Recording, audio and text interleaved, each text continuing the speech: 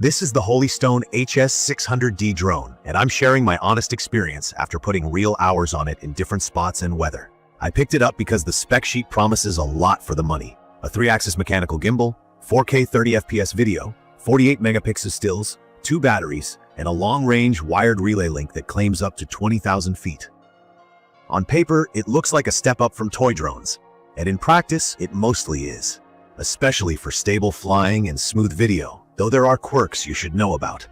From my experience, setup takes a little patience the first few outings.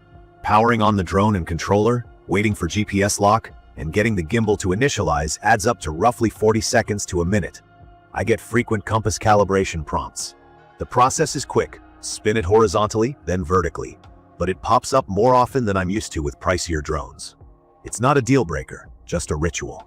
The HS Fly app pairs reliably through the wired relay, and the controller has a simple non-video screen that shows signal, GPS, and battery at a glance, which I like. Key features that stood out to me are the 3-axis brushless gimbal, electronic image stabilization on top of that, the wired relay for stronger video transmission than basic Wi-Fi, and GPS safety tools like Return to Home. If you're new to this, a 3-axis gimbal is the little motorized platform that keeps the camera steady, not just up, down, and side, but also as the drone yaws left-right. EIS is digital smoothing that trims the frame a bit to remove tiny jitters the gimbal misses.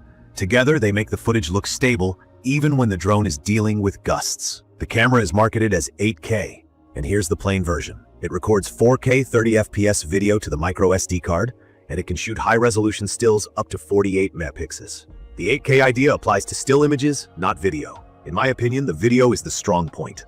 Colors lean a touch cool by default, especially on overcast days or around snow and water, but the picture is crisp and the stabilization works well. Panning shots are smooth, and even in breezy conditions, the footage stays very usable.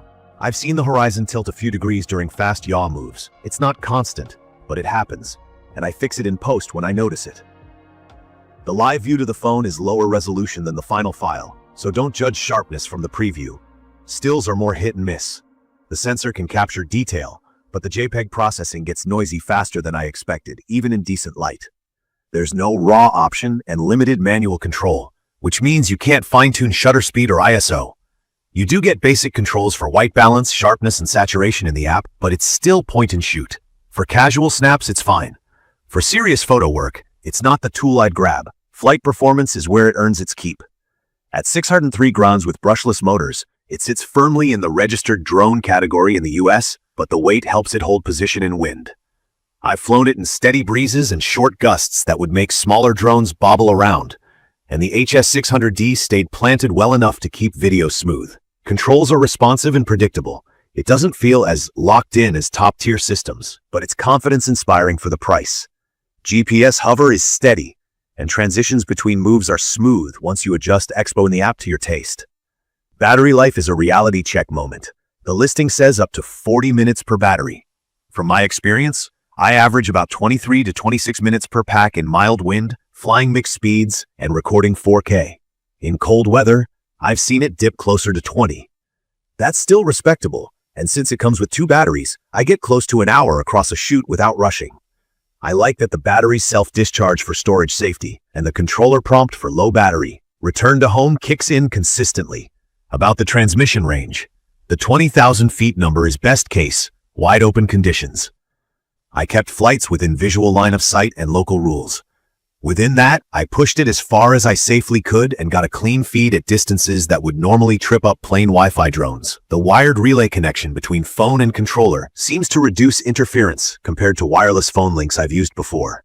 You still need to aim the antennas and avoid heavy obstacles, but for suburban and open field flying, the signal held strong for me. On the feature side, GPS return to home, low battery RTH, and signal loss RTH all behaved as expected. It has optical flow and a TOF sensor for basic positioning when GPS is weak, which helps it hold place over textured ground, though I wouldn't fly it tight indoors. The automated shots are where I've had mixed results. Simple follow mode and waypoint routes worked fine. Subject-based moves like circles and spirals were inconsistent, sometimes drifting off the subject or adjusting altitude oddly mid-shot. I found it faster to frame those moves manually and let the gimbal do its job. Panorama saves a stitched image to the phone, but it's not full resolution, And there's no option to export the separate frames for editing, which would be a nice update. I ran into a couple of quirks worth mentioning. One time I powered the drone down while it was still recording, and the clip corrupted. That's on me, but it's a reminder to stop recording before shutdown. I also had one instance where the drone drifted a few feet off its hold point during a strong gust and took a second to recover. It wasn't scary, but it caught my attention. I had a minor crash early on into soft grass that bent a prop. After swapping in a spare and recalibrating the compass and IMU, everything worked normally. The build is plastic and doesn't feel premium, but it's solid enough, and the gimbal cover does its job if you remember to remove it before power on. Support matters when you're new or when things go sideways. I reached out to Holy Stone once for a part and once for a stability question. The part took longer than I wanted to arrive, but it did show up, and the flight question got a quick, useful response. From my experience, their team is responsive and tries to make things right, and that's reassuring. It's perfect for someone who wants a stable 4K video platform with a real gimbal, solid wind handling, and an honest all-in-one kit.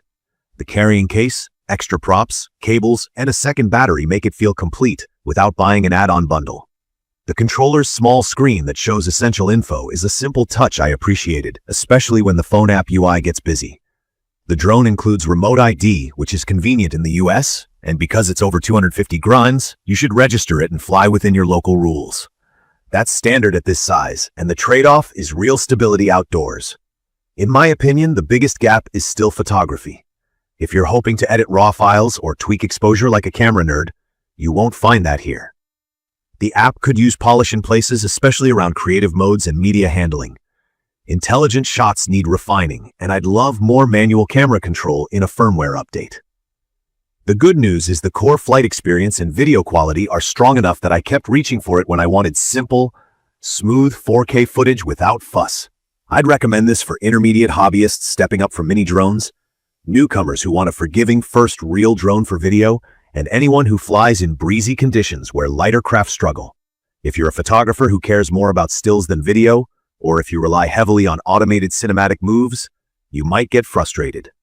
If your priority is smooth 4K video and solid flight at a fair price, this checks the boxes. In conclusion, the Holy Stone HS600D gives you a lot of the right hardware: a 3-axis gimbal, reliable GPS, long flight sessions with 2 batteries, and a stronger link than basic Wi-Fi systems. The video is the highlight, the flight handling is steady and confidence building, and the package value is real. The downsides are mostly on the software and photo side, plus a few quirks you learn to work around.